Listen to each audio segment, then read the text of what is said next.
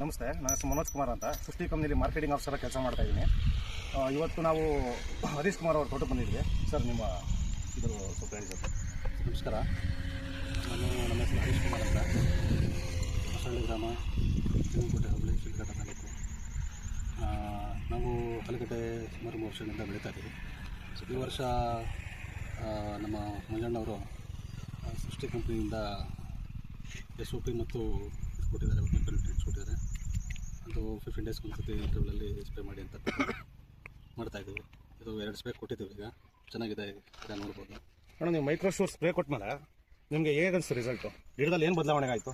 Result ಬಂತು, ಸ್ವಲ್ಪ greenish ಜಾಸ್ತಿ ಇದೆ. ನಮ್ಗೆ ಬೇಕಾದ್ರೆ ಬೇಸಿಗೆಯಲ್ಲಿ ನಮಗೆ ಗ್ರೀನಿಶ್ ಅಂಶ ಜಾಸ್ತಿ ಇರುತ್ತೆ. ಯಾವಾಗ ಗ್ರೀನಿಶ್ ಅಂಶ ಜಾಸ್ತಿ ಇರುತ್ತೆ, ಎಲೆ ದೀರ್ಘಕಾಲ ಬಳಕೆ ಬರ್ತದೆ. ಎಲೆ ಇದ್ದಷ್ಟು ದಿನ ನಮಗೆ ಗಡ್ಡೆ ಎಷ್ಟು ದಿನ ಎಲೆ ಇರುತ್ತೋ ಅಷ್ಟು ದಿನ ಗಡ್ಡೆ ಬೆಳೀತಾ ಇರ್ತದೆ.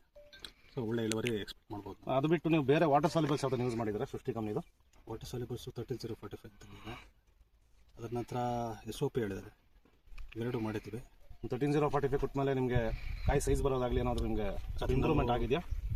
ತೋಟ ನೋಡಿದಾಗ ಗೊತ್ತಾಗುತ್ತೆ. ಅದೆಲ್ಲ ನಾವು ಟ್ರೈ ಮಾಡಿಲ್ಲ.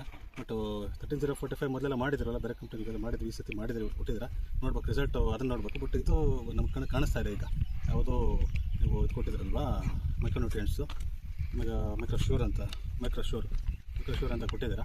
ಸೊ ಇದು ನಮಗೆ ಕಾಣಿಸ್ತಾ ಇದೆ, ಇದು ಗ್ರೀನಿಶ್ ಕಾಣಿಸ್ತಾ ಇದೆ. ಸೊ ಗ್ರೀನಿಶ್ ಇದ್ದಷ್ಟು ದಿನ ನಾವು ಆಲೂಗಡ್ಡೆ ಬೆಳೆಗಾರರಾಗಿ ನಮಗೆ ಎಷ್ಟು ದಿನ ಹಸಿರುತ್ತೋ ಅಷ್ಟು ದಿನ ನಮಗೆ ಗಡ್ಡೆ ಬೆಳೀತಾ ಇರುತ್ತೆ.